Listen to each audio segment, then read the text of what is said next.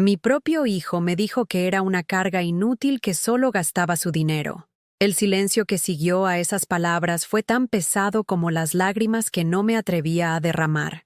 Hoy, yo voy a contarte algo que nunca pensé que contaría.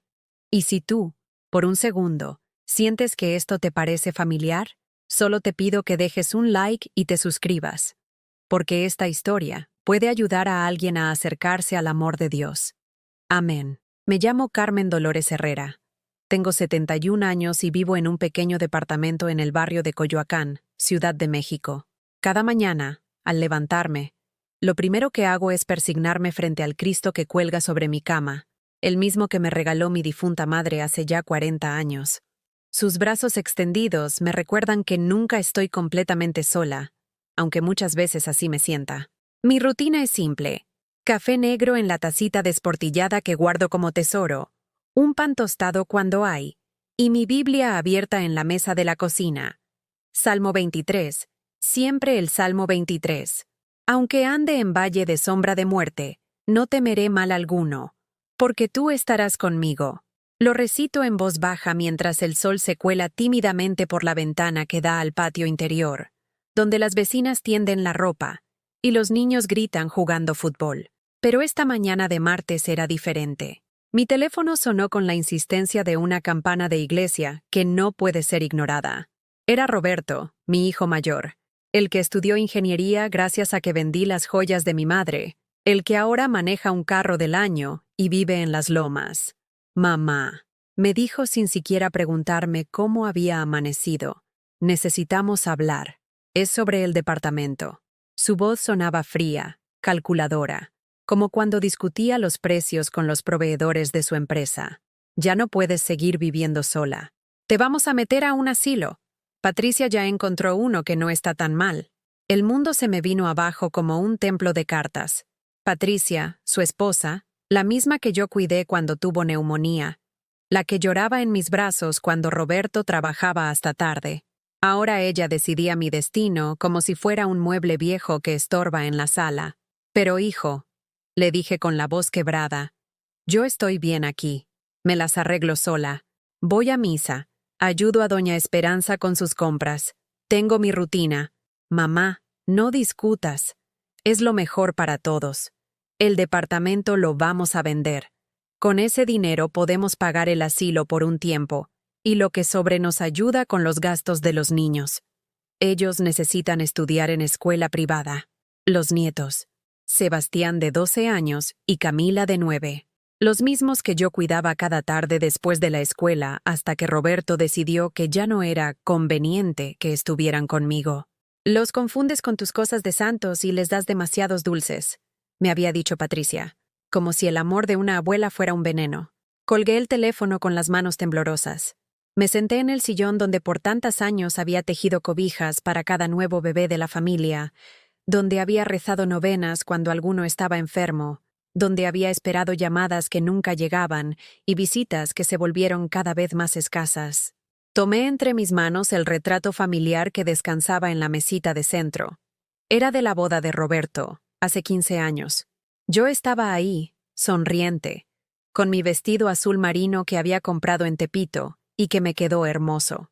Roberto me abrazaba fuerte y me decía al oído, gracias por todo, mamá. Sin ti nunca hubiera llegado hasta aquí. ¿Cuándo cambió todo? ¿Cuándo dejé de ser la madre que merecía respeto para convertirme en la carga que había que soportar? Recordé cuando Roberto tenía 8 años y se enfermó de pulmonía. Yo trabajaba limpiando casas en Polanco, pero dejé todo para cuidarlo. Dormí en una silla junto a su cama durante 2 semanas, rezándole a la Virgen de Guadalupe, prometiéndole que si salvaba a mi hijo, yo haría cualquier sacrificio. Y lo hice. Vendí mi máquina de coser para pagar los medicamentos.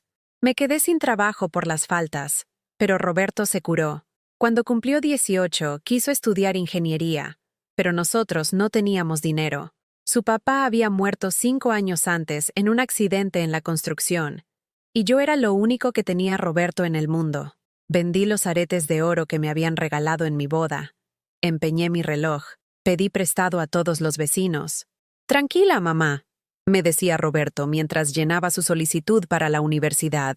Cuando sea ingeniero, te voy a devolver todo y te voy a dar la vida que mereces. Durante 5 años trabajé doble turno. Limpiaba casas en la mañana y cuidaba niños en la tarde. Mis rodillas se hincharon, mis manos se agrietaron, mis ojos se cansaron bajo la luz amarillenta de las casas ajenas. Pero cada peso que ganaba lo guardaba religiosamente para los gastos de Roberto. Libros, transporte, comida, materiales para sus proyectos. Cuando se graduó, lloré de felicidad en la ceremonia. Lo vi subir por su diploma con la toga negra y el birrete. Tan guapo, tan orgulloso. Me abrazó fuerte y me dijo, «Lo logramos, mamá». Ese día sentí que todos los sacrificios habían valido la pena. Pero algo cambió cuando Roberto consiguió su primer trabajo en una empresa importante. Sus visitas se volvieron más espaciadas. Cuando venía, ya no se quedaba a almorzar. Siempre tenía prisa. Siempre tenía pendientes importantes. Y cuando conoció a Patricia, una muchacha de buena familia, de Las Lomas, yo me convertí en un secreto que prefería no compartir. La primera vez que me sentí realmente invisible fue en su boda. Patricia insistió en que la ceremonia fuera en un salón elegante de Santa Fe, con invitados importantes, gente de dinero. Yo me senté en la mesa del fondo, con unos parientes lejanos que no conocía.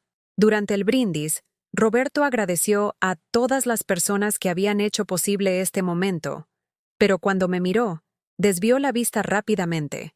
No mencionó mi nombre, no mencionó los sacrificios, no mencionó las noches sin dormir, las comidas que me salté para que él pudiera estudiar. Esa noche, en mi departamento vacío, me arrodillé frente a mi altar improvisado y lloré como no había llorado desde la muerte de mi esposo. Señor, le dije a Cristo, ¿por qué duele tanto que tu propio hijo se avergüence de ti? ¿Qué hice mal? ¿En qué momento el amor se convirtió en una carga? Pero Dios no me respondió esa noche. Solo escuché el silencio de mi departamento y el sonido lejano de las campanas de la parroquia de San Juan Bautista, marcando las horas de una soledad que apenas comenzaba a entender. Los días siguientes a esa llamada fueron como caminar en un desierto emocional. Me levantaba cada mañana esperando que todo hubiera sido una pesadilla, pero la realidad me golpeaba apenas abría los ojos. Mi Cristo seguía ahí, con los brazos extendidos, pero por primera vez en años, me costaba trabajo mirarlo a la cara. Patricia llegó el jueves por la tarde, sin avisar, como siempre hacía cuando quería demostrar que tenía las llaves de mi vida. Traía una carpeta llena de papeles y esa sonrisa falsa que se ponía cuando tenía que hacer algo desagradable pero necesario. «Carmen», me dijo, sin siquiera el respeto de decirme doña o suegra, traje los formularios del asilo San Vicente. Es un lugar muy bonito, tiene jardines y todo. Vas a estar mejor ahí que aquí sola, sin que nadie te cuide. Se sentó en mi sofá como si fuera la dueña, moviendo mis cojines bordados a mano como si fueran estorbos. Pero yo no necesito que me cuiden, Patricia. Puedo valerme por mí misma, le respondí tratando de mantener la calma, aunque por dentro sentía como si 1000 avispas me estuvieran picando el corazón. Carmen, seamos realistas. Ya tienes 71 años. ¿Qué pasa si te caes? ¿Si te da algo? Aquí no hay nadie que te auxilie. En cambio, en el asilo hay enfermeras las 24 horas. Sus palabras sonaban razonables, pero había algo en su tono que me hacía sentir como una niña regañada.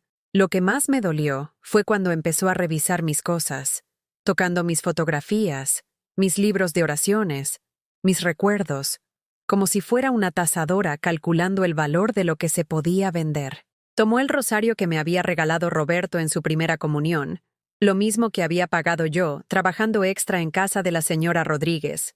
«¿Y esto qué vamos a hacer con esto?», preguntó, sosteniéndolo como si fuera un objeto sin valor. «Ese rosario viene conmigo a donde sea que vaya», le dije con una firmeza que me sorprendió a mí misma. «Carmen, en el asilo ya tienen capilla. No necesitas cargar con tantas cosas». Esa noche, después de que Patricia se fue con sus papeles y sus planes, me senté en mi cocina y recordé todas las veces que había cargado con tantas cosas por mi familia. Recordé cuando Roberto tenía 15 años y quería ir al viaje de graduación a Acapulco. Todos sus compañeros iban, y él llegó llorando porque éramos los únicos que no podíamos pagarlo. «No llores, mijo», le dije. «Tu mamá va a conseguir el dinero». Y lo conseguí. Trabajé limpiando la casa de la licenciada Fernández durante un mes entero, fines de semana incluidos. Mis manos se me pusieron como lija de tanto restregar pisos y lavar trastes. Pero Roberto pudo ir a su viaje. Cuando regresó, bronceado y feliz, me trajo una pulsera de caracolas baratas. «Para ti, mamá, por ser la mejor del mundo», me dijo. Esa pulsera la guardé como si fuera de oro, y todavía la tengo en mi joyero. Recordé también cuando Roberto se enfermó del estómago en la universidad, y el doctor dijo que necesitaba una dieta especial, comida más cara, suplementos vitamínicos. Yo dejé de comprar carne para mí y vivía de frijoles y tortillas, pero a él nunca le faltó nada. Bajé 10 kilos en 2 meses, pero Roberto se curó completamente. Y cuando conoció a Patricia y quiso impresionarla, yo fui la que le prestó dinero para que la llevara a restaurantes elegantes. «Es la indicada, mamá», me decía emocionado. «Quiero que piense que tengo clase». Yo vendí mi televisión vieja para darle ese dinero, y me quedé 3 meses viendo las telenovelas en casa de doña Esperanza. Pero lo que más me partía el alma era recordar a mis nietos cuando eran pequeños. Sebastián, que corría hacia mí gritando «¡Abuelita!» cada vez que llegaba de la escuela. Camila, que se quedaba dormida en mis brazos mientras le cantaba las canciones de cuna que yo había aprendido de mi madre. Los cuidé durante 5 años, desde que Patricia regresó a trabajar después de su licencia de maternidad. Yo era quien los desayunaba, quien los llevaba al parque, quien los ayudaba con las tareas. Cuando Sebastián tuvo pesadillas por 2 meses seguidos, era en mi cama donde encontraba consuelo. Cuando Camila se cayó de la bicicleta y se raspó las rodillas, fueron mis brazos los que la consolaron mientras Patricia estaba en una junta de trabajo. Roberto me daba 500 pesos a la semana por cuidarlos, menos de lo que costaba una comida en los restaurantes a los que él y Patricia iban los fines de semana. Pero yo nunca dije nada. Lo hacía por amor, no por dinero. Hasta que un día, Patricia decidió que ya no era conveniente que los niños pasaran tanto tiempo conmigo. «Carmen», me dijo Roberto por teléfono, con esa voz de disculpa que no disculpaba nada. «Patricia piensa que los niños ya están muy grandes para necesitar niñera. Además, queremos que se acostumbren a estar más independientes». «Pero si yo no soy su niñera, Roberto. Soy su abuela». «Sí, mamá, pero entiendes, ¿verdad? Son otros tiempos». «Otros tiempos». Como si el amor de una abuela fuera algo obsoleto, algo que ya no servía en el mundo moderno. Las visitas se volvieron esporádicas. De verlos 5 días a la semana, pasé a verlos los domingos. Luego, cada 15 días. Después, solo en las fiestas importantes. Y finalmente, solo cuando a Patricia se le ocurría que era educativo para los niños pasar tiempo con su abuela. La última vez que los vi fue en mi cumpleaños número 70, hace más de 1 año. Llegaron con un pastel comprado y me cantaron Las Mañanitas a toda prisa. Sebastián ya no me abrazaba con la misma espontaneidad. Parecía cohibido, como si sus papás le hubieran dicho que fuera educado pero no exagerado. Camila me regaló una tarjeta que claramente había hecho Patricia, con mi nombre escrito con la letra perfecta de una adulta pretendiendo ser niña. Se fueron después de 2 horas. «Tenemos que llevar a los niños a una fiesta», dijo Patricia, aunque era mi cumpleaños y no había otra celebración programada. Esa noche, sola con mi pastel a medio comer, me arrodillé frente a mi altar y le pregunté a Dios si había hecho algo mal. «Señor», le dije entre lágrimas, «¿por qué el amor que doy se siente como una molestia para ellos? ¿Por qué mis caricias los incomodan? ¿Por qué mis palabras los aburren?» Abrí mi Biblia al azar y cayó en Isaías 49:15. ¿Se olvidará la mujer de lo que dio a luz, para dejar de compadecerse del hijo de su vientre? Aunque olvide ella, yo nunca me olvidaré de ti. Lloré más fuerte, porque sabía que Dios no se olvidaba de mí, pero sentía que mi propia sangre sí lo había hecho. El domingo siguiente, fui a misa en la parroquia de San Juan Bautista, como todas las semanas desde hacía 50 años. Me senté en mi lugar de siempre, tercera banca del lado derecho, donde la luz del vitral de la Virgen de Guadalupe Me daba directamente en la cara durante la consagración. Después de la misa, doña Esperanza, mi vecina de toda la vida, se acercó a mí con esa cara de preocupación que ponen las amigas cuando saben que algo anda mal. Carmen, mi niña, te veo muy flaquita. ¿Estás comiendo bien? Le conté todo. Ahí mismo, en los escalones de la iglesia, con las campanas sonando y los vendedores de flores gritando sus precios, le conté sobre la llamada de Roberto, sobre los papeles del asilo, sobre Patricia revisando mis cosas como si fuera una liquidación. Doña Esperanza me abrazó fuerte, y por un momento sentí que no estaba completamente sola en el mundo. «Ay, mi Carmen», me dijo con esa sabiduría de mujer que ha vivido mucho. «A veces nuestros hijos se nos olvidan que antes de ser exitosos, fueron bebés que lloraban en nuestros brazos». Esas palabras se me quedaron grabadas mientras caminaba de regreso a casa, pisando las mismas banquetas donde había empujado la carriola de Roberto, donde lo había llevado de la mano a su primer día de escuela, donde había corrido detrás de él cuando aprendió a andar en bicicleta. Todo parecía igual, pero yo me sentía como una extraña en mi propio barrio, como una mujer cuyo propósito se había agotado y ahora solo quedaba esperar que otros decidieran qué hacer con lo que sobraba de ella. La semana siguiente, descubrí algo que me destrozó el alma por completo. Estaba en el mercado de Coyoacán comprando jitomates cuando escuché una voz familiar. Era Camila, mi nieta, hablando con una amiguita mientras Patricia revisaba las verduras en el puesto de al lado. «¿Y tu abuela no va a ir a tu graduación?», le preguntaba la niña a Camila. «No sé», respondió mi nieta con una indiferencia que me atravesó como un cuchillo. «Mi mamá dice que mejor no la invitemos porque siempre se pone a llorar y nos da pena». Me quedé paralizada detrás del puesto de flores, invisible para ellas, escuchando cómo mi propia sangre hablaba de mí como si fuera una vergüenza familiar. Patricia le acarició el cabello a Camila y le dijo: «Así es mejor, mi amor. Las graduaciones son para gente joven y alegre. Gente joven y alegre». Yo, que había llorado de felicidad en cada logro de mis nietos, ahora era la aguafiestas que mejor se quedara en casa. Salí del mercado sin comprar nada, con las manos vacías y el corazón más vacío aún. Caminé por las calles empedradas de Coyoacán como sonámbula, pasando frente a la Casa Azul, frente a los cafés llenos de turistas, frente a las parejas de novios que se tomaban fotos felices.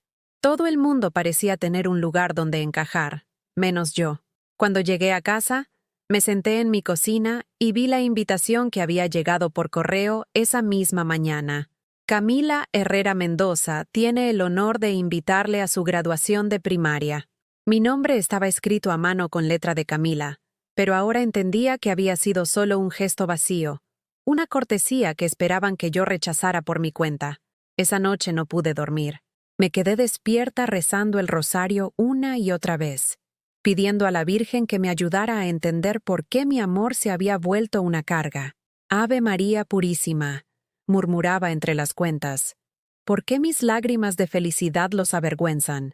¿Por qué mi emoción los incomoda? Al día siguiente, Roberto llamó. No para preguntar cómo estaba, sino para acelerar el proceso del asilo. «Mamá, ya hablé con el director del San Vicente. Tienen un lugar disponible para el próximo mes. Es una oportunidad que no podemos desperdiciar». «Roberto», le dije con la voz quebrada, «yo no quiero irme. Este es mi hogar. Aquí están mis recuerdos, mis cosas, mi altar. Mamá, no seas dramática. Es solo cambiar de lugar. Vas a hacer nuevas amigas. Vas a tener actividades organizadas. Es mejor que estar sola todo el día viendo televisión». «¿Tú? ¿Viendo televisión?» Yo que pasaba las mañanas leyendo la Biblia, las tardes ayudando a doña Esperanza con sus medicinas, los atardeceres regando las plantas de mi pequeño jardín en macetas.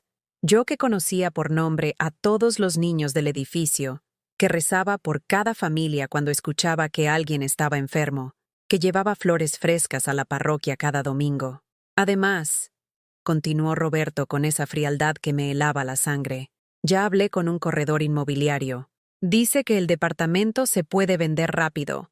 El mercado está bueno en Coyoacán. Mi departamento, el mismo donde lo había cargado cuando tenía fiebre, donde había celebrado sus cumpleaños, donde había rezado por él todas las noches durante 30 años. Ahora era solo una propiedad con buen potencial de venta. ¿Y si no quiero irme?, le pregunté, aunque ya sabía la respuesta. Mamá, no tienes opción. Patricia y yo ya decidimos. Es lo mejor para todos. Para todos. Menos para mí. Después de colgar, me quedé sentada en el sillón donde tantas veces había arrullado a Roberto cuando era bebé. Recordé sus primeros pasos en esta sala, sus primeras palabras, la primera vez que me dijo, «Te quiero, mamá», antes de irse a dormir. Tomé el álbum de fotos que guardaba en la mesa de centro y empecé a pasar las páginas. Roberto bebé en mis brazos. Roberto en su primer día de escuela tomado de mi mano. Roberto en su graduación de la preparatoria abrazándome fuerte. En cada foto yo estaba ahí, sonriente, orgullosa, siendo la madre que él necesitaba. ¿Cuándo dejé de ser necesaria? ¿Cuándo mi presencia pasó de ser un regalo a ser una obligación? El domingo intenté ir a misa como siempre, pero cuando llegué a la parroquia, mi fuerza se desplomó. Me senté en una banca al fondo y por primera vez en mi vida adulta, no pude concentrarme en las palabras del Padre. Todo me sonaba vacío, como si las oraciones rebotaran en el techo y no llegaran a ningún lado. Durante la comunión, cuando me arrodillé para recibir el cuerpo de Cristo, las lágrimas empezaron a brotar sin control. El Padre me miró con preocupación, pero yo solo pude susurrar, «Perdóneme, Padre, pero creo que Dios se olvidó de mí». Después de misa, doña Esperanza me esperaba afuera con esa cara de preocupación que se le ponía cuando sabía que yo estaba sufriendo. «Carmen, mi niña, ¿qué te pasa? Te vi llorando en la iglesia». Le conté sobre la conversación que había escuchado en el mercado, sobre la llamada de Roberto, sobre cómo me sentía como un mueble viejo que había que tirar. «Ay, Carmen», me dijo tomándome de las manos con sus dedos arrugados pero cálidos. «Tus hijos se olvidaron de dónde vinieron, pero Dios nunca se olvida de sus hijas». «Pero, doña Esperanza, ¿por qué duele tanto? ¿Por qué el amor que di toda mi vida ahora se siente como un estorbo? Porque el amor verdadero siempre duele, mi niña, pero también sana. Dale tiempo a Dios». Esa tarde, sola en mi departamento, pasó algo que jamás pensé que me pasaría. Estaba lavando los platos de mi comida cuando se me resbaló mi taza favorita, la que tenía dibujada una Virgen de Guadalupe que Roberto me había regalado en el Día de las Madres hace 10 años. La taza se estrelló contra el piso de mosaicos y se hizo pedazos. Pero en lugar de limpiar los fragmentos como hubiera hecho siempre, me quedé ahí parada, viendo cómo algo que había sido hermoso y útil, ahora era solo basura que había que barrer. Me senté en el piso de la cocina, entre los pedazos de porcelana, y lloré como no había llorado desde el funeral de mi esposo. Lloré por la taza rota, por mi corazón roto, por mi familia rota, por mi fe que empezaba a resquebrajarse como esa porcelana. «Dios mío», grité hacia el techo, hacia el cielo, hacia donde fuera que estuviera escondido. «¿Por qué me hiciste amar tanto si al final iba a doler así? ¿Por qué me diste un hijo si iba a tratarme como a una extraña?» El silencio que siguió fue ensordecedor. Ni siquiera las campanas de la iglesia sonaron a esa hora, como si hasta Dios se hubiera quedado sin palabras para consolarme. Esa noche, por primera vez en 50 años, no recé antes de acostarme. Me quedé despierta viendo el techo, sintiéndome como esos pedazos de porcelana. Rota, inútil, lista para ser barrida y olvidada. A las 3 de la mañana sonó mi teléfono. Era un número que no reconocí. «¿Señora Carmen Herrera?» «Sí, soy yo. Le habla del Hospital General. Su hijo Roberto tuvo un accidente. Está estable, pero necesitamos que venga. Usted aparece como su contacto de emergencia». El mundo se me volvió a tambalear, pero esta vez de una manera diferente. Roberto me necesitaba. Después de meses de hacerme sentir invisible, de repente yo era la primera persona a la que habían llamado. Me vestí temblando, tomé mi rosario y mi cartera, y salí hacia el hospital con el corazón latiéndome tan fuerte que pensé que se me iba a salir del pecho. En el taxi que me llevaba por las calles vacías de madrugada, mi mente era un torbellino de emociones. Miedo por Roberto, pero también una extraña esperanza de que tal vez, solo tal vez, este accidente nos acercaría otra vez. Tal vez recordaría que yo seguía siendo su madre, que mi amor nunca había cambiado, que por más que él quisiera borrarme de su vida nueva, yo estaría ahí siempre que me necesitara. O tal vez no, tal vez incluso en el hospital me haría sentir como una intrusa en su desgracia. Pero una cosa era segura. Por primera vez en meses, tenía un propósito claro. Roberto me necesitaba, y yo iba hacia él con todo el amor que había estado guardando en silencio, esperando una oportunidad para dárselo. Llegué al Hospital General a las 4 de la madrugada con el alma en vilo y las manos temblando.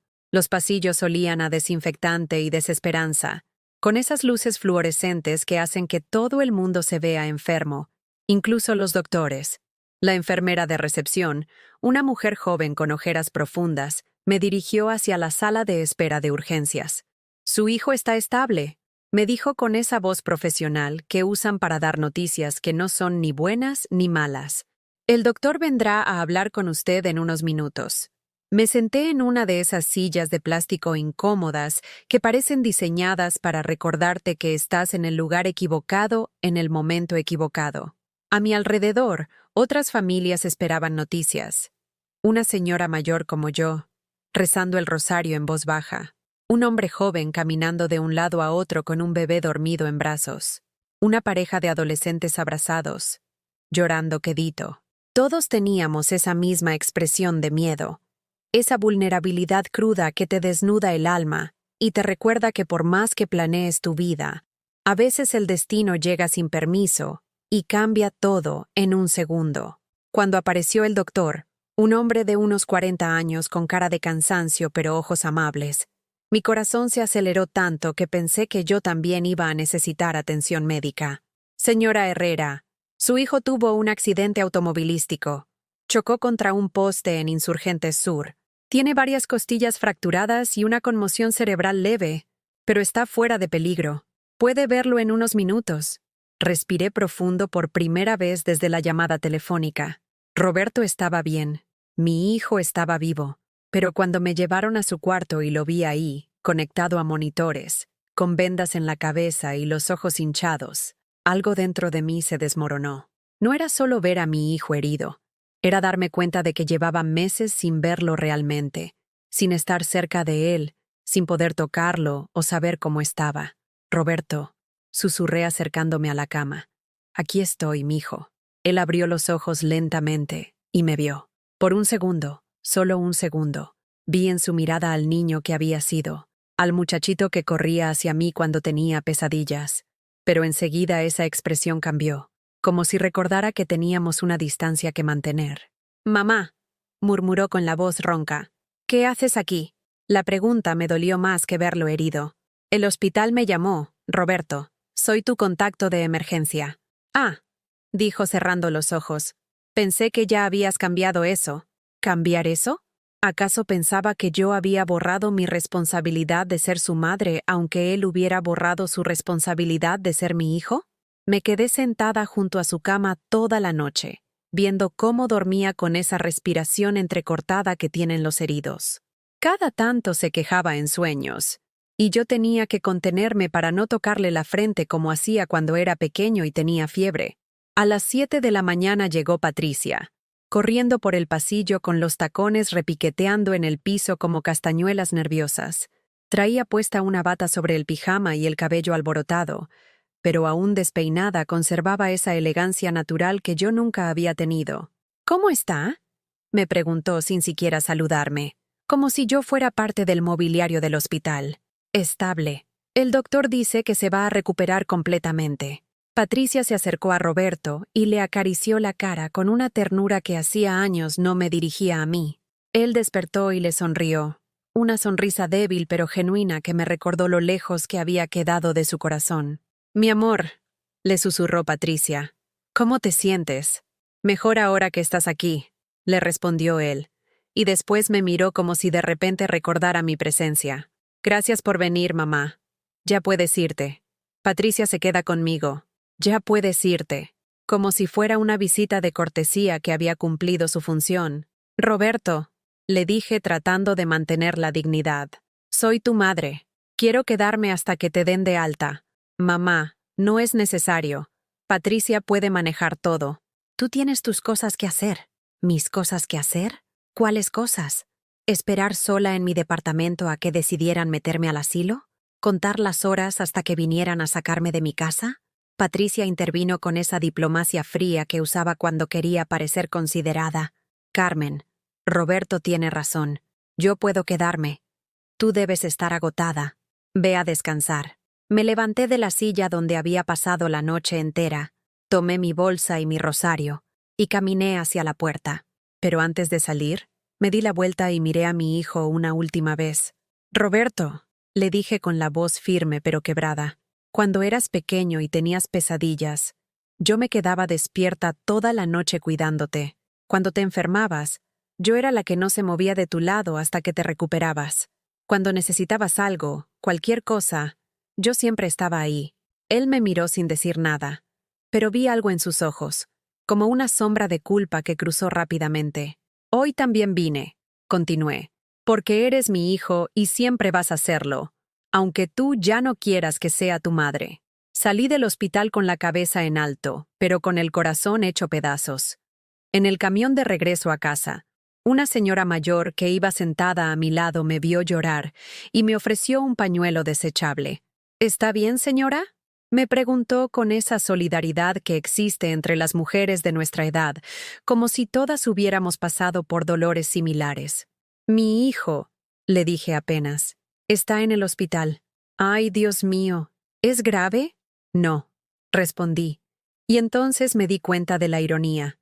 Su cuerpo va a estar bien, pero creo que se me murió el corazón. La señora me puso una mano arrugada en el brazo. Los hijos a veces se nos pierden, mijita, pero el amor de madre nunca se pierde. Eso se queda para siempre, aunque ellos no lo vean. Cuando llegué a mi departamento, me senté en la cocina y miré los pedazos de la taza que seguían en el piso desde la noche anterior. Había estado tan alterada por la llamada del hospital que ni siquiera había limpiado el desastre. Me arrodillé y empecé a recoger los fragmentos de porcelana uno por uno. Algunos estaban tan pequeños que se me clavaban en los dedos, pero seguí recogiendo cada pedacito, como si al juntar los restos de mi taza pudiera también juntar los restos de mi vida. Mientras barría, pensé en las palabras de esa señora desconocida en el camión. El amor de madre nunca se pierde. Tenía razón. Por más que Roberto me tratara como una extraña, por más que Patricia me hiciera sentir invisible, por más que mis nietos fueran educados para avergonzarse de mí, yo seguía siendo su madre. Eso nadie me lo podía quitar. Pero ser madre de alguien que no quiere que lo seas es como cargar un amor que no tiene dónde vivir, como tener un regalo que nadie quiere abrir. Esa tarde sonó el teléfono. Era Roberto, con la voz más clara que en la mañana. Mamá, ya me van a dar de alta. Patricia está haciendo los trámites. Me da mucho gusto, mijo. ¿Necesitas que te ayude en algo? No, mamá, pero quería decirte que el doctor me preguntó sobre mi familia médica. Necesito saber si papá tenía alguna enfermedad del corazón o si en la familia hay antecedentes de algo. Antecedentes familiares. Después de meses de hacerme sentir como si no perteneciera a su vida, de repente mi historia, mis recuerdos, mi conocimiento de la familia, volvían a tener valor. Le di toda la información que necesitaba, con esa precisión de madre que guarda en la memoria cada detalle de la salud de su hijo, cada enfermedad de los abuelos, cada medicamento que pudo haberle hecho daño. Gracias, mamá, me dijo antes de colgar, y por primera vez en meses, sonó sincero. Esa noche, antes de acostarme, volví a arrodillarme frente a mi altar. Encendí una veladora nueva y tomé mi Biblia. La abrí al azar y mis ojos cayeron en Lucas 15:20. Y levantándose, vino a su padre, y cuando aún estaba lejos, lo vio su padre, y fue movido a misericordia, y corrió, y se echó sobre su cuello, y le besó. La parábola del hijo pródigo. Pero yo no era el padre esperando. Yo era la madre que había sido despedida. Sin embargo, algo en ese versículo me dio una paz extraña. Señor, oré en voz baja, si Roberto es mi hijo pródigo, ayúdame a ser la madre que sabe esperar, pero también ayúdame a no perderme a mí misma en esa espera. Por primera vez en semanas, dormí profundamente. como si esa oración hubiera puesto algo en su lugar dentro de mi alma rota. Una semana después del accidente de Roberto, Patricia apareció en mi puerta con una carpeta nueva, y esa sonrisa que se ponía cuando tenía que hacer algo desagradable pero necesario. Carmen, necesitamos acelerar todo lo del asilo. Roberto está bien, pero este susto nos hizo reflexionar. No podemos seguir posponiendo lo inevitable. Lo inevitable. Como si mi vida fuera una enfermedad terminal que había que administrar con eficiencia. Se sentó en mi sala sin esperar invitación y extendió unos papeles sobre la mesa de centro, empujando a un lado mi Biblia y el rosario que había dejado ahí después de mis oraciones matutinas. Mira, ya tengo todo listo. Solo necesitas firmar aquí y aquí, me dijo señalando unas líneas con una pluma dorada que brillaba como su anillo de bodas. El asilo está confirmado para la próxima semana y ya contacté al corredor para que empiece a mostrar el departamento. La próxima semana. 7 días para despedirme de 50 años de vida. De memorias pegadas a las paredes como hiedra del alma. Patricia, le dije con la voz más firme que pude. ¿Roberto sabe que estás aquí? Por supuesto. Estamos de acuerdo. Él todavía está muy débil por el accidente, así que yo estoy manejando todos los asuntos pendientes. Asuntos pendientes. Eso era yo ahora. Tomé los papeles y los leí lentamente, aunque las letras se me difuminaban por las lágrimas que amenazaban con salir. Eran formularios de ingreso al asilo San Vicente, autorización para vender mi propiedad, cesión de derechos, transferencia de bienes. Mi vida completa reducida a firmas en papel membretado. No, dije de repente, con una voz que no reconocía como mía. ¿Perdón? Patricia levantó las cejas con esa expresión de sorpresa que ponían los ricos cuando los pobres no les obedecían inmediatamente. Que no, repetí, esta vez más fuerte. No voy a firmar nada. Patricia se enderezó en su asiento como un gato que ve peligro. Carmen, no seas difícil. Ya está todo arreglado. El director del asilo nos está esperando. Pues que siga esperando. Yo no me voy. Por primera vez en años, vi a Patricia sin palabras. Se quedó ahí sentada, con la boca ligeramente abierta, como si hubiera escuchado mal. Carmen, dijo finalmente con esa voz condescendiente que usaba con los meseros cuando el servicio era lento. Creo que no entiendes la situación. Ya no tienes opción. Roberto y yo ya decidimos. Roberto estará de acuerdo con todo lo que tú digas porque está acostumbrado a que tú pienses por él. Le respondí, sorprendiéndome de mi propia audacia. Pero yo no soy Roberto. Yo soy dueña de mi vida y de este departamento y no me voy a ningún lado. Patricia recogió los papeles con movimientos bruscos, como si mi negativa fuera un insulto personal. Carmen, estás cometiendo un error. No puedes cuidarte sola. ¿Qué pasa si te enfermas? ¿Qué pasa si te caes? ¿Quién te va a ayudar? Me las he arreglado sola desde que murió mi esposo hace 15 años. Le dije poniéndome de pie, sintiendo una fuerza extraña que me crecía desde el estómago. Me seguiré arreglando sola el tiempo que Dios me conceda. Pero el dinero, Carmen, el departamento podría... ¿El dinero? La interrumpí. Y por primera vez en mi vida, alcé la voz con ella. ¿Crees que no sé que necesitan mi dinero? ¿Crees que soy tonta? Patricia se puso roja como tomate, pero no dijo nada. Sé que Roberto tiene deudas. Sé que el carro nuevo que compraron el año pasado todavía se está pagando. Sé que la escuela privada de los niños cuesta una fortuna. Sé que necesitan el dinero de mi departamento para seguir viviendo como ricos. Las palabras salían de mi boca como agua de presa reventada. Años de silencio rompiéndose de una vez. Pero ¿saben qué? Continué. Por primera vez en mi vida, yo también voy a pensar en mí. Este departamento es mío. Lo pagué con el dinero del seguro de vida de mi esposo y con mis propios ahorros. Y aquí me voy a quedar hasta que Dios decida llevarme. Patricia se levantó con esa dignidad ofendida que ponen las personas acostumbradas a salirse con la suya. Carmen, vas a lamentar esta decisión. Cuando necesites ayuda, no esperes que vayamos corriendo. No he esperado que vengan corriendo en años, le respondí abriendo la puerta. No voy a empezar ahora. Después de que se fue, me quedé parada en medio de mi sala, temblando como hoja en tormenta, pero sintiendo algo que no había sentido en mucho tiempo. Orgullo. Orgullo de mí misma, de mi voz, de mi decisión. Me senté en mi sillón favorito y tomé mi Biblia. La abrí en Josué 1:9. Mira que te mando que te esfuerces y seas valiente. No temas ni desmayes, porque Jehová tu Dios estará contigo en donde quiera que vayas. Gracias, Señor, susurré, por darme fuerzas para decir que no. Esa noche cociné para mí por primera vez en semanas. Hice arroz rojo con pollo, el guisado que más me gustaba pero que nunca preparaba, porque Roberto decía que tenía mucha grasa y Patricia se quejaba de que le caía pesado.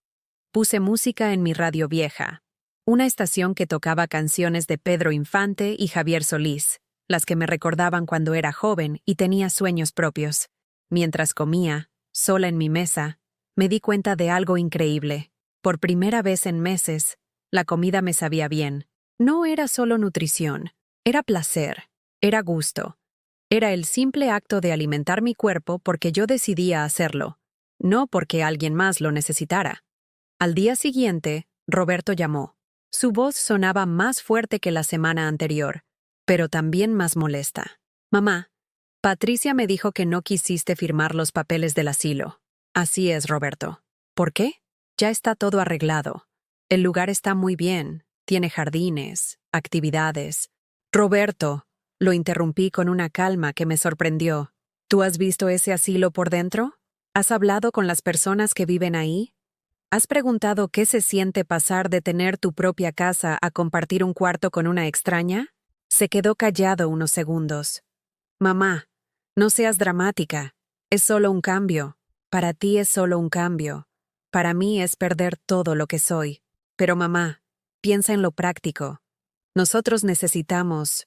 Ay, se detuvo antes de terminar la frase, pero ambos sabíamos que iba a decir el dinero. ¿Necesitan qué, Roberto? Nada, mamá. Solo pensamos en tu bienestar. Roberto, mijito. Le dije con una ternura que no había usado con él en años. Si de verdad pensaran en mi bienestar, habrían preguntado qué quería yo antes de tomar la decisión por mí. Pero tú, comenzó a decir con esa voz defensiva que usaba cuando sabía que no tenía razón. ¿Yo qué, Roberto? ¿Yo qué soy? ¿Vieja? ¿Inútil? ¿Incapaz de decidir sobre mi propia vida? No, mamá, no es eso. Entonces, ¿qué es, Roberto? Dímelo con todas las letras. El silencio que siguió fue tan largo que pensé que había colgado. Mamá, dijo finalmente, solo queremos lo mejor para ti. No, Roberto. Ustedes quieren lo más conveniente para ustedes. Y está bien. Es entendible. Pero por primera vez en mi vida, yo también voy a querer lo mejor para mí.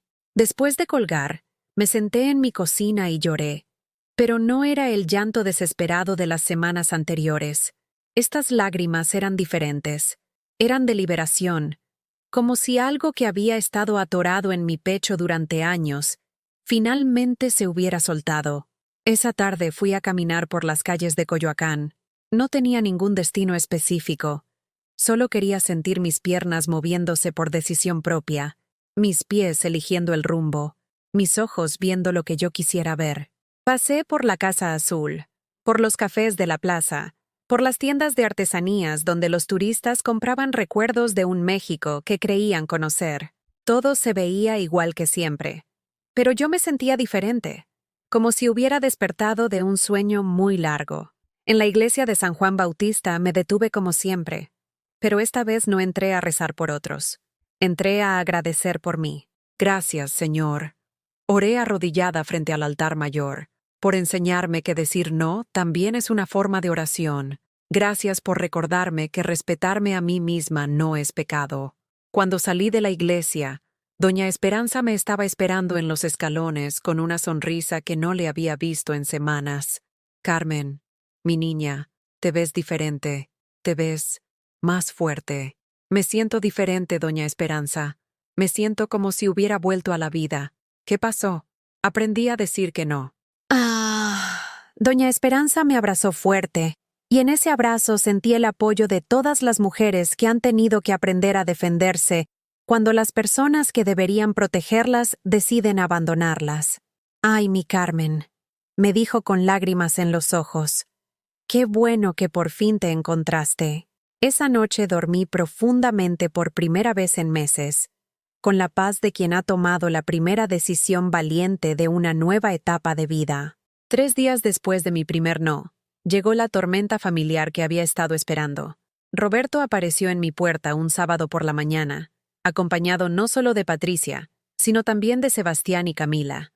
Era la primera vez que veía a mis nietos en más de 6 meses, y mi corazón dio un vuelco de alegría antes de darme cuenta de que los habían traído como munición emocional. «Hola, abuelita», me dijeron los niños con esa cortesía forzada que los adultos les enseñan cuando quieren que sean educados, pero no cariñosos. Roberto entró como si todavía viviera aquí, con esa familiaridad que duele cuando ya no es genuina. Patricia se quedó cerca de la puerta, como si mi departamento fuera territorio enemigo donde podía ser atacada en cualquier momento. «Mamá», comenzó Roberto con esa voz que usaba cuando dirigía juntas en su trabajo. «Venimos a hablar contigo como familia.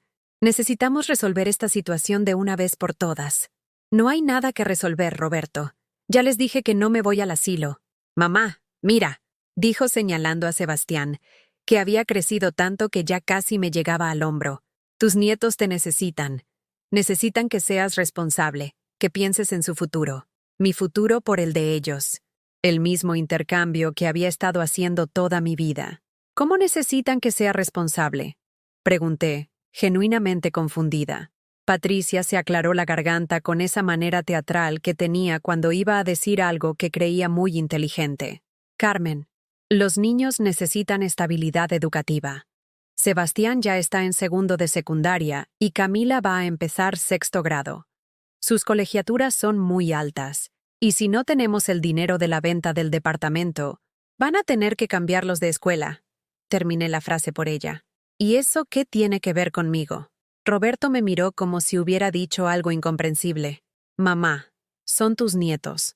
¿No quieres que tengan la mejor educación posible?». Miré a Sebastián y Camila, que estaban parados junto a la ventana viendo hacia el patio como si quisieran estar en cualquier lado menos aquí. Me acerqué a ellos con la ternura que había guardado durante meses de ausencia. «Sebastián, Camila», les dije arrodillándome para quedar a su altura. «¿Ustedes saben por qué no me han visitado en tanto tiempo?». Los niños se miraron entre sí con esa incertidumbre de quien sabe que está en medio de un problema de adultos que no entiende completamente. «Mamá dijo que estabas muy ocupada», murmuró Camila sin mirarme a los ojos. «¿Y ustedes me extrañaron?», les pregunté con el corazón latiéndome fuerte. «Sí», respondió Sebastián rápidamente, antes de que Patricia pudiera interrumpir. «Yo también los extrañé muchísimo», les dije. Y vi cómo Patricia y Roberto intercambiaron miradas de impaciencia. «Mamá», intervino Roberto con tono molesto, «no manipules a los niños.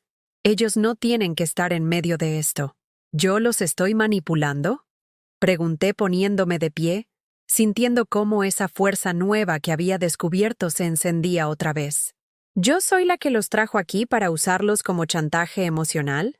«No es chantaje», saltó Patricia. «Es realidad. Si tú no vendes el departamento, estos niños van a sufrir las consecuencias».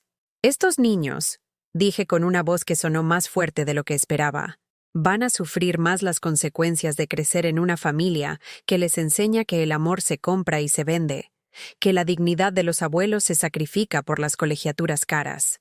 Roberto se puso colorado de la rabia. «Mamá, basta.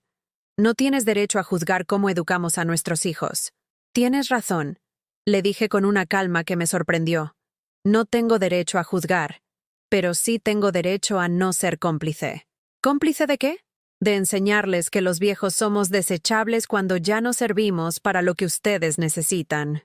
El silencio que siguió fue tan pesado que hasta los niños dejaron de moverse. Camila empezó a llorar bajito, y yo quise correr a abrazarla, pero sabía que si lo hacía, Patricia la usaría para quebrar mi resolución. «Miren», les dije finalmente, «yo los amo a todos. A Roberto como al hijo que crié, a Patricia como a la nuera que recibí, a Sebastián y Camila como a los nietos que son mi alegría. Pero amarlos no significa que tengo que desaparecer para que ustedes estén cómodos». «No te estamos pidiendo que desaparezcas», dijo Roberto, pero su voz sonaba menos segura que antes. ¿no? ¿Cómo le llamas entonces a meterme en un asilo contra mi voluntad para vender mi casa? Te estamos pidiendo que seas práctica. Roberto, le dije mirándolo directamente a los ojos. Cuando tú tenías la edad de Sebastián, yo vendí las joyas de mi madre para pagarte los libros de la escuela. Cuando tenías la edad de Camila, yo trabajaba doble turno para que pudieras tomar clases de inglés. Siempre fui práctica cuando se trataba de sacrificarme por ti. Eso era diferente. ¿Por qué era diferente? ¿Porque yo era joven y podía trabajar más? ¿Porque mi sacrificio no se notaba tanto? Patricia se acercó con esa expresión de paciencia agotada que ponían los doctores cuando tenían que explicar algo elemental a pacientes tontos. Carmen, la diferencia es que ahora tú ya no puedes generar más ingresos. Tu departamento es tu único activo de valor. Es lógico usarlo para el bien de toda la familia. Toda la familia menos yo. Tú también te beneficias. En el asilo vas a tener cuidado médico, comida asegurada, actividades. Patricia, la interrumpí. ¿Alguna vez has estado en un asilo? ¿Has hablado con las personas que viven ahí? ¿Has visto cómo se sienten? He investigado. El San Vicente tiene muy buenas referencias. Referencias. Como si fuera un hotel. No el lugar donde voy a pasar los últimos años de mi vida. Roberto se acercó y me puso las manos en los hombros con esa gentileza forzada que usan los adultos cuando quieren ser condescendientes. Mamá, entiendo que tengas miedo al cambio.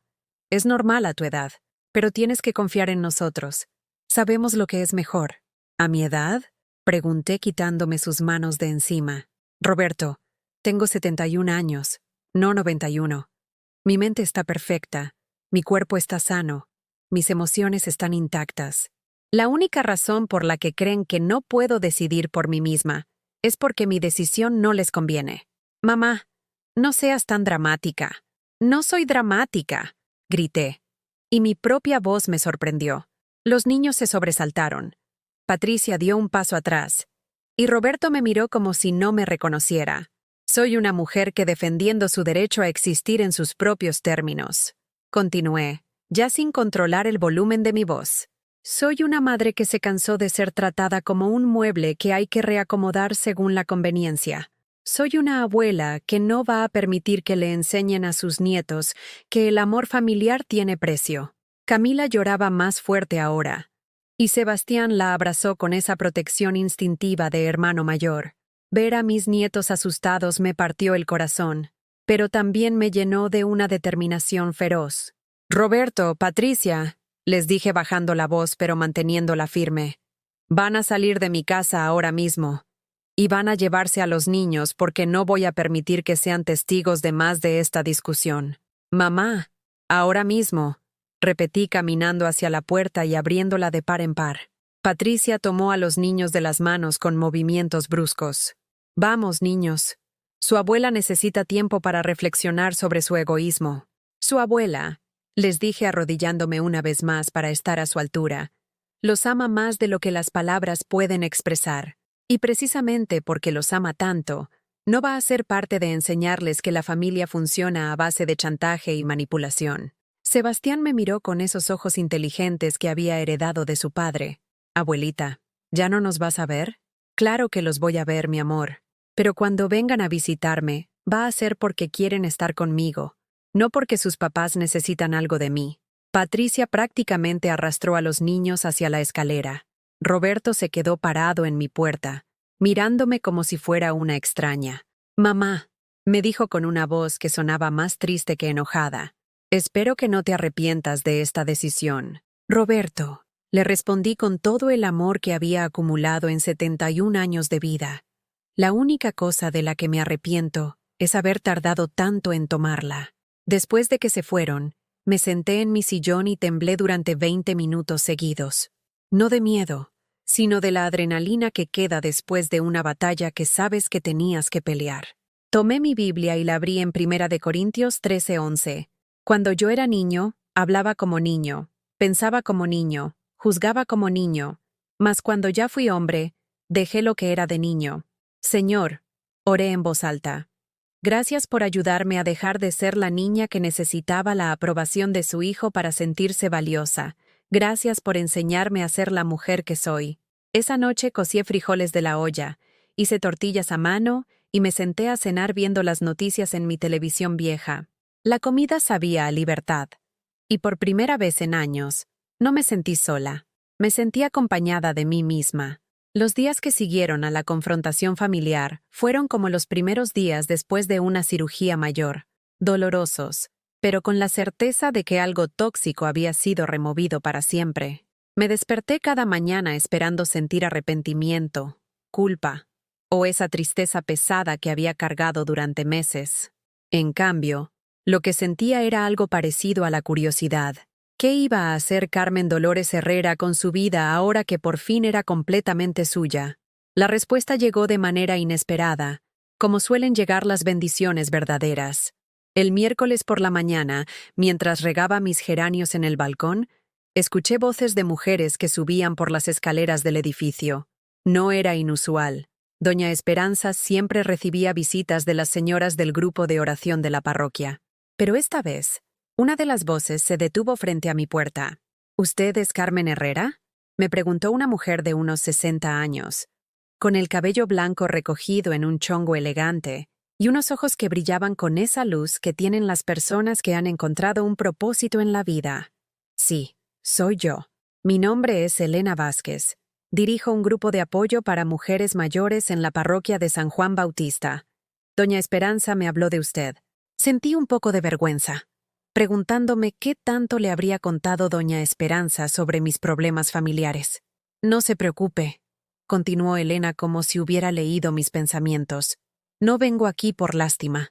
Vengo porque necesitamos mujeres como usted en nuestro grupo. ¿Mujeres como yo? Mujeres que han aprendido a decir no, después de una vida entera diciendo sí a todo el mundo, menos a ellas mismas. Sus palabras me llegaron al alma como agua fresca en el desierto. ¿Le gustaría acompañarme a una de nuestras reuniones?, me preguntó. Nos juntamos los jueves por la tarde en el salón parroquial. Hablamos, rezamos y, sobre todo, nos recordamos unas a otras que seguimos siendo valiosas. Esa tarde, por primera vez en meses, me arreglé no porque alguien fuera a juzgar mi apariencia, sino porque quería sentirme bien conmigo misma. Me puse mi vestido azul marino, el que había usado para la boda de Roberto, me peiné con cuidado y me pinté los labios con el rouge que guardaba para ocasiones especiales. El salón parroquial estaba lleno de mujeres que, como yo, habían llegado a esa etapa de la vida, donde los hijos crecidos a veces se olvidan de que sus madres siguen teniendo corazón. Había unas 15 señoras sentadas en círculo, cada una con su propia historia marcada en las líneas de su rostro, pero todas con esa misma luz en los ojos que había visto en Elena. «Bienvenida, Carmen», me dijeron al unísono cuando Elena me presentó, y por primera vez en mucho tiempo, me sentí genuinamente bienvenida en algún lado. La reunión comenzó con una oración, no la oración mecánica que a veces recitaba por costumbre, sino una conversación honesta con Dios, donde cada mujer agradeció por algo específico que había pasado en su semana. Cuando llegó mi turno, las palabras salieron solas. Gracias, Señor, por enseñarme que respetarme a mí misma no es egoísmo, sino amor propio. Las otras mujeres asintieron con esa comprensión profunda que solo viene de haber caminado por senderos similares. Después de la oración, Elena abrió la discusión con una pregunta simple pero poderosa. ¿Cuál fue la primera vez que hicieron algo solo para ustedes esta semana? Las respuestas fueron reveladores. Margarita, una señora de 68 años, había decidido no cocinar para su hijo soltero de 45 años que seguía viviendo con ella. Le dije que ya era hora de que aprendiera a hacer sus propios huevos, contó entre risas y aplausos. Rosa, de 73 años, había empezado clases de baile folclórico después de que su nuera le dijera que ya estaba muy vieja para esas payasadas. Anoche bailé La Llorona hasta que me dolieron los pies, dijo con una sonrisa radiante, y fue glorioso. Cuando llegó mi turno, les conté sobre mi confrontación con Roberto y Patricia, sobre cómo había defendido mi derecho a quedarme en mi casa. Las mujeres me escucharon sin interrumpir. Algunas lloraron conmigo, y todas me aplaudieron al final. «Carmen», me dijo Esperanza Domínguez, una señora de 75 años con las manos más suaves que había tocado. Usted acaba de hacer lo más difícil que puede hacer una madre, elegirse a sí misma sin dejar de amar a sus hijos.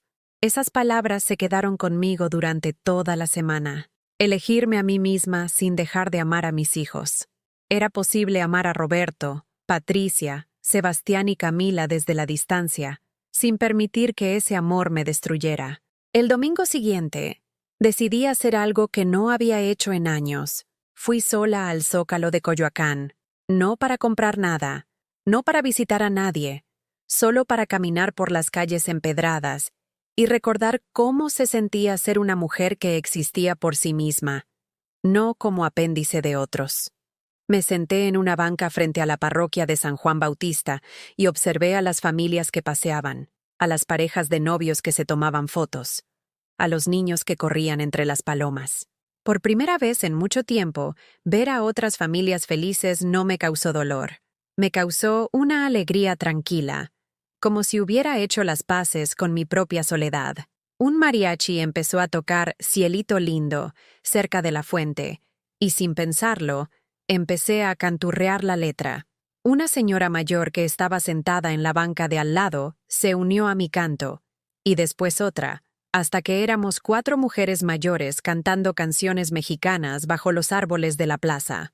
¿Saben qué?, dijo una de ellas cuando terminamos de cantar. Hace años que no me sentía tan libre.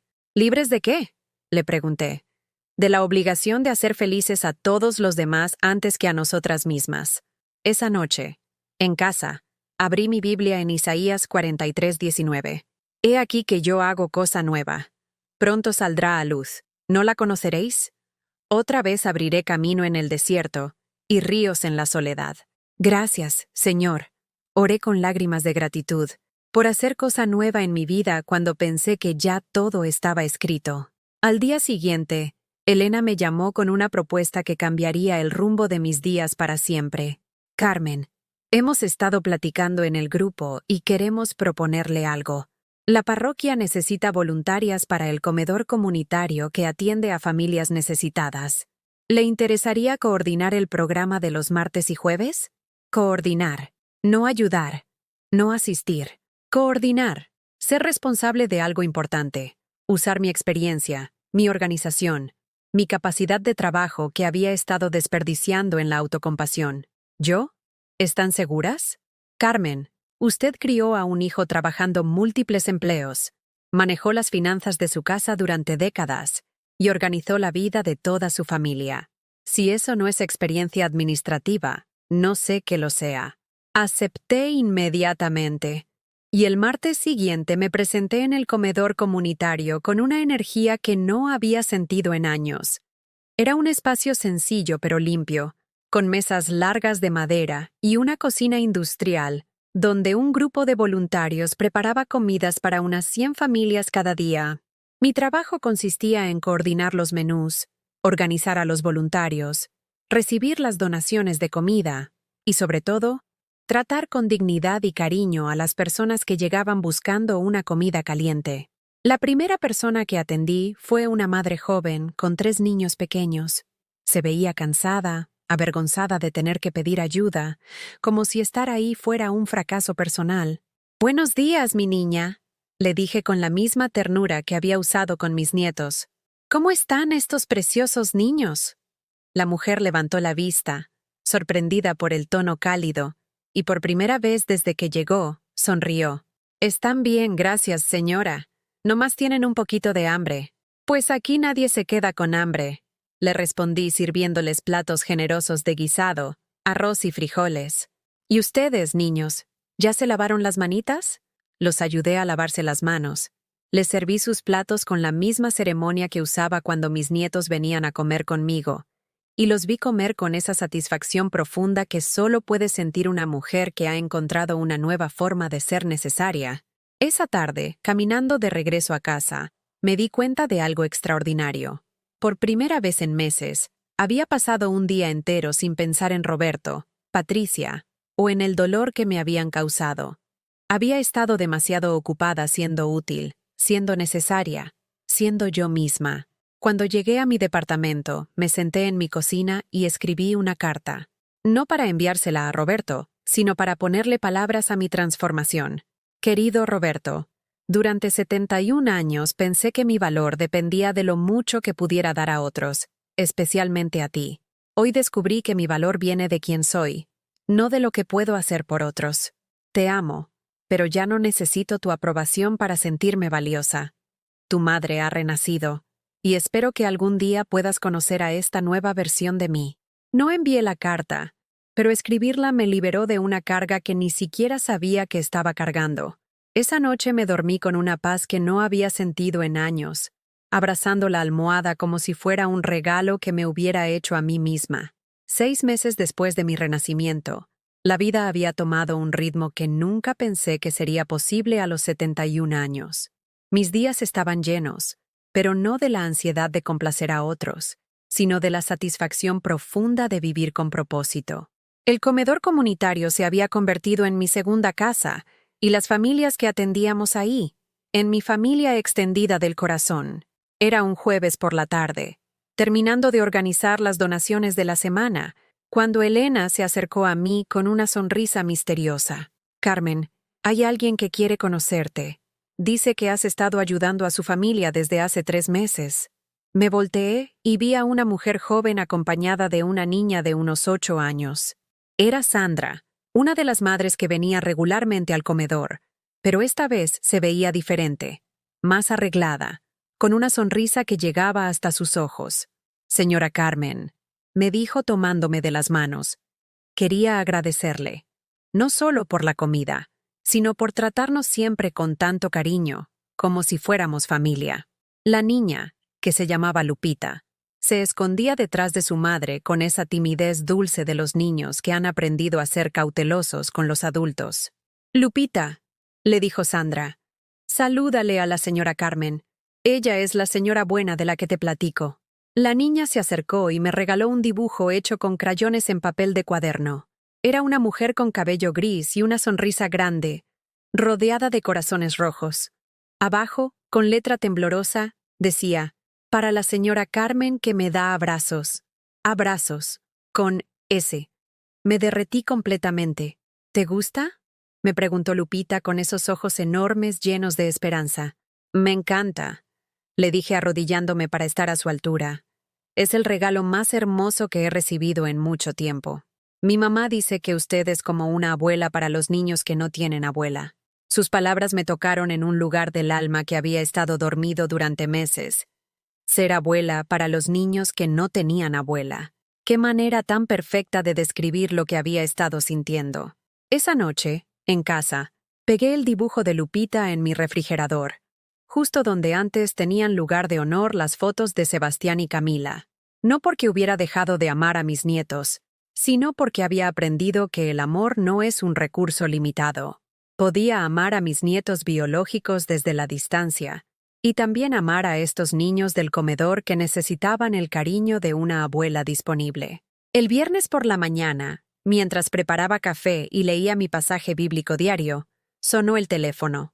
Era un número que no reconocí, pero cuando contesté, la voz me resultó familiar, aunque más madura. ¿Abuelita Carmen? El corazón se me paró. Era Sebastián, mi nieto, pero su voz sonaba diferente, más profunda, más seria. Sebastián, mi amor, ¿cómo estás?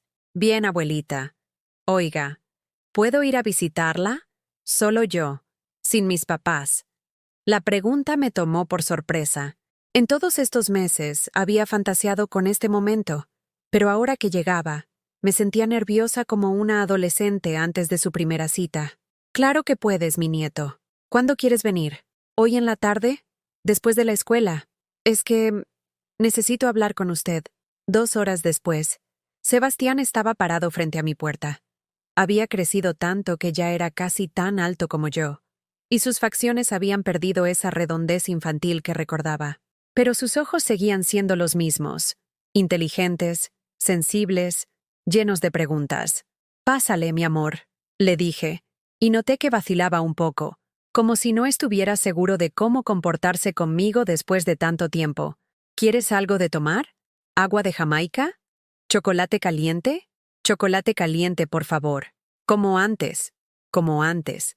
Esas dos palabras llevaban tanto peso emocional que tuve que voltearme hacia la estufa para que no viera las lágrimas que se me estaban formando. Mientras preparaba el chocolate, Sebastián caminó por la sala, observando los cambios. El dibujo de Lupita en el refrigerador, las fotos nuevas de las actividades del comedor, los libros sobre autoayuda y espiritualidad que había estado leyendo. Abuelita, me dijo cuando nos sentamos en la mesa de la cocina. Yo quería pedirle perdón. ¿Perdón por qué, mi nieto? Por no haber venido antes, por haber dejado que mis papás, por no haber defendido que usted era importante para mí. Sus palabras me atravesaron el corazón como flechas dulces. Sebastián, tú eras un niño. Los niños no tienen que tomar decisiones de adultos. Ya no soy tan niño, abuelita. Tengo 14 años, y me di cuenta de muchas cosas. ¿Cómo qué? Como que mis papás estaban mal, como que usted no merecía que la trataran así, como que yo la extrañé todos los días. Me quedé callada, dejando que él hablara a su ritmo. En la escuela hay una maestra que siempre habla de su mamá, de cómo la cuida y la visita cada semana. Y yo pensaba, yo tenía una abuela así, ¿por qué ya no está en mi vida? ¿Qué te dijeron tus papás cuando preguntaste? Que usted había decidido alejarse de nosotros, que estaba enojada y no nos quería ver. La mentira me dolió, pero no me sorprendió. ¿Y tú qué pensabas? Al principio les creí, pero después me acordé de cómo era usted conmigo, de cómo me cuidaba cuando estaba enfermo, de cómo me contaba cuentos antes de dormir, y pensé, eso no puede desaparecer así nomás. Este niño, ahora adolescente, había desarrollado una sabiduría emocional que muchos adultos nunca logran alcanzar. Sebastián, le dije tomando sus manos que ya no eran de niño sino de joven, quiero que sepas algo muy importante. Yo nunca dejé de amarte, ni un solo día, ni por un solo segundo. Entonces, ¿por qué? Porque a veces, mijito, amar a alguien significa protegerlo de situaciones tóxicas, aunque eso signifique alejarse temporalmente. Le conté mi historia, no todos los detalles que podrían lastimarlo, sino la versión que un adolescente inteligente podía entender. Cómo me había sentido invisible, cómo había tenido que aprender a respetarme a mí misma, cómo había descubierto que podía amar a mi familia desde una distancia sana. ¿Y ahora? Me preguntó cuando terminé de hablar. ¿Puedo ser parte de su vida otra vez? Mi nieto, le dije con lágrimas corriendo por mis mejillas. Tú nunca dejaste de ser parte de mi vida. Estabas aquí. Me toqué el corazón, todos los días. ¿Y puedo venir a visitarla, regularmente, sin que mis papás se enteren si es necesario? La pregunta me puso en una posición difícil. No quería ser parte de mentiras o engaños familiares, pero tampoco quería perder esta segunda oportunidad con mi nieto. Sebastián, no me gusta la idea de los secretos. ¿Qué tal si hablamos con tus papás? Ahora que tú ya estás más grande, tal vez puedan entender que necesitas tener una relación conmigo independientemente de los problemas que ellos tengan conmigo. ¿Usted haría eso? ¿Después de cómo la trataron? Mi amor, los perdones no se dan porque la gente se los merezca. Se dan porque quien perdona necesita sanar. 2 semanas después, Roberto me llamó. Su voz sonaba cansada, derrotada. Mamá, Sebastián me dijo que viene a visitarte. Así es. Y dice que quiere seguir viniendo regularmente. Es lo que él quiere. Un silencio largo. Mamá, yo creo que cometimos errores. Todos cometemos errores, Roberto. La pregunta es si estamos dispuestos a aprender de ellos. ¿Crees que podríamos intentar otra vez? Diferente. Con respeto. El corazón me latió fuerte, pero no con la desesperación del pasado, sino con una esperanza madura, cautelosa pero real. Roberto, yo siempre voy a estar dispuesta a intentar, pero tiene que ser en términos de igualdad. Yo no soy un problema que ustedes necesiten resolver. Soy una persona que merece respeto. Lo entiendo, mamá. O al menos, estoy empezando a entenderlo. ¿Y Patricia? Patricia está procesando, pero creo que ella también se dio cuenta de que Sebastián necesita a su abuela. El domingo siguiente, Sebastián llegó acompañado de Camila. Mi nieta había crecido tanto que casi no la reconocí, pero cuando me vio, Corrió hacia mí con esa espontaneidad que pensé que había perdido para siempre. ¡Abuelita!, gritó abrazándome fuerte. Te extrañé tanto. Yo también. Mi niña preciosa. Yo también. Roberto y Patricia se quedaron en la entrada, incómodos pero presentes. No era la reconciliación perfecta que había soñado años atrás, pero era real, honesta, basada en respeto mutuo en lugar de necesidad desesperada. ¿Puedo ver su cocina, abuelita?, preguntó Camila. Sebastián me dijo que ahora cocina cosas nuevas. Claro, mi amor. Y si quieren les puedo enseñar a hacer las galletas de avena que le gustan tanto a los niños del comedor. ¿Qué comedor?, preguntó Roberto. Por primera vez en años, pude hablarle a mi hijo sobre mi vida, mis actividades, mis logros, desde una posición de fortaleza en lugar de súplica. Le conté sobre mi trabajo coordinando el comedor comunitario, sobre el grupo de mujeres mayores, sobre la paz que había encontrado viviendo para mí misma sin dejar de amar a otros. «Mamá», me dijo Roberto cuando terminé, «¿suenas feliz?» Estoy feliz, Roberto. Por primera vez en mucho tiempo, estoy genuinamente feliz. Esa tarde, mientras mis nietos hacían galletas en mi cocina y Roberto y Patricia se tomaban un café incómodo pero respetuoso en mi sala, entendí algo fundamental. El amor verdadero no desaparece, pero a veces necesita ser redefinido. Yo había aprendido a amar a mi familia sin sacrificar mi identidad. Ellos estaban aprendiendo a amarme sin darme por sentada. No era perfecto, pero era real. Y sobre todo, era sano. Esa noche, antes de dormir, abrí mi Biblia en Eclesiastés 3:1. Para todo hay tiempo, y todo lo que se quiere debajo del cielo tiene su hora. Gracias, Señor. Oré con gratitud profunda, por enseñarme que nunca es demasiado tarde para un nuevo comienzo, por mostrarme que el amor verdadero puede sobrevivir a los errores, a las heridas, a los malentendidos, por darme la fuerza de ser yo misma y la gracia de perdonar. En el nombre de Jesús. Amén. Ahora te pregunto a ti, ¿alguna vez has tenido que elegir entre amor propio y amor familiar? ¿Has descubierto que es posible tener ambos cuando estableces límites sanos? Cuéntame en los comentarios cómo la fe te ha ayudado a encontrar el equilibrio entre amar a otros y respetarte a ti mismo. Si esta historia te llegó al corazón, dale like y suscríbete al canal para que este mensaje llegue a alguien que necesita escucharlo hoy. Que Dios bendiga a todos los que han pasado por algo así. En el nombre de Jesús, amén.